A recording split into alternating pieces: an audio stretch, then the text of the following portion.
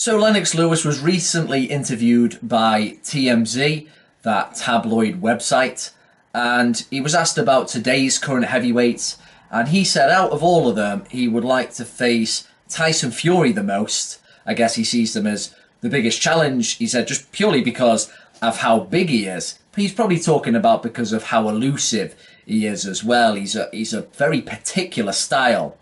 But ultimately, Lennox reckoned that he would break him down probably in the 10th round.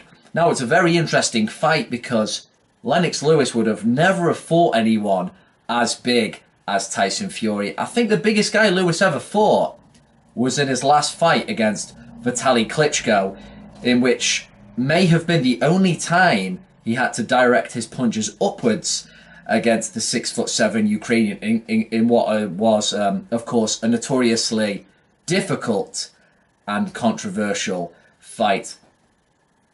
Tyson Fury has a very unique and unorthodox style of boxing whereby he really looks to just dictate with range and movement. It is very tricky.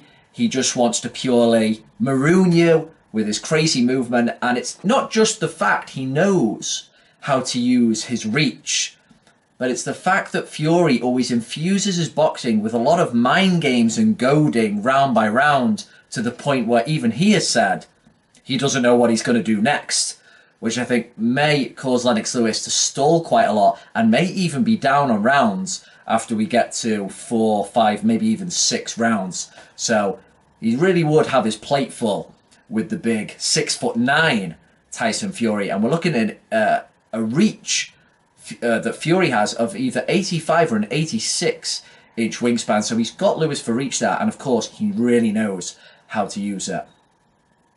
I would have to favour, ultimately, Lennox Lewis. I would have to go along with his prediction for this one, because something Lewis was really great at was picking the right shots. He could make the right shots count at the right time.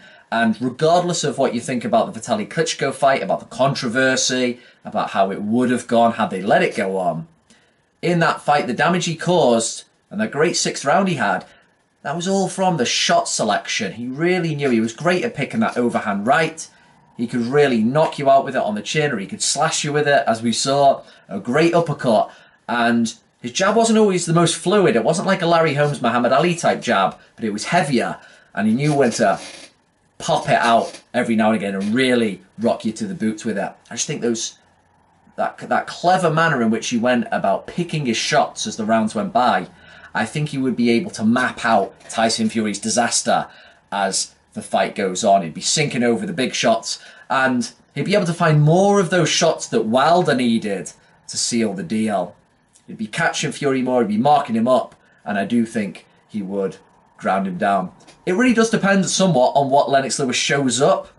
The great boxing writer Bud Schulberg, who did a book called something like Ringside Treasuries of Boxing Reportage, I think, he had a chapter on Lennox Lewis that was dubbed the Reluctant Dragon, and that just really sums up Lennox Lewis, because he was a guy with all these physical tools and attributes, but he didn't always deploy the heavy artillery.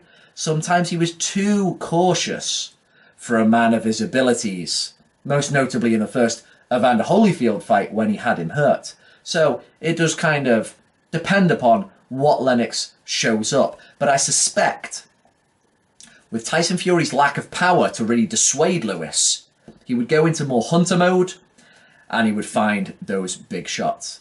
But what do you think? If these guys fought each other prime for prime, say Tyson Fury of Dusseldorf from 2015, who really knew how to use his physical advantages, who had that fear factor as well, was very respectful, against the Lennox Lewis who recognises the danger that he's facing, who do you think would win that clash?